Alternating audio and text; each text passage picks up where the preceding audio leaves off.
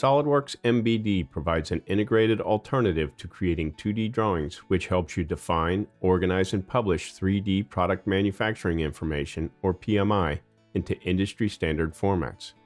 3D views provide an easy way to organize information for individual manufacturing operations, capturing model orientation and display of relevant PMI data, removing ambiguity and making it easy to understand.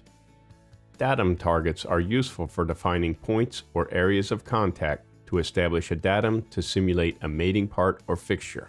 Now, in SOLIDWORKS MBD 2021, datum targets are available in the MBD environment. Locating dimensions can accurately define the location of the datum target and are fully editable, just like any other dimension. Let's set up a datum target on the far end of this sheet metal part. The first selection establishes the datum reference framework, in this case, datum A. Then, place its target and its balloon. The datum target can be defined as a point, circle, or rectangle. For this one, we'll make it a 1/4 inch circular target. Locating dimensions can be applied to define the position. And for this target, we'll make it 1 inch from the far end. And from the vertical flange, which is datum B, we'll make it 1.75 inches, and our datum target is fully defined. Flat patterns in 3D views have been available in the past, including bend tables and bend notes in the 3D view.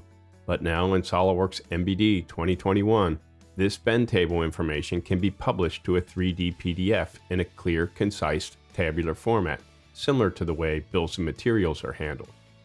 For this part, let's attach a neutral 3D format, a step file, and also include the flat pattern information as a DXF for laser cutting.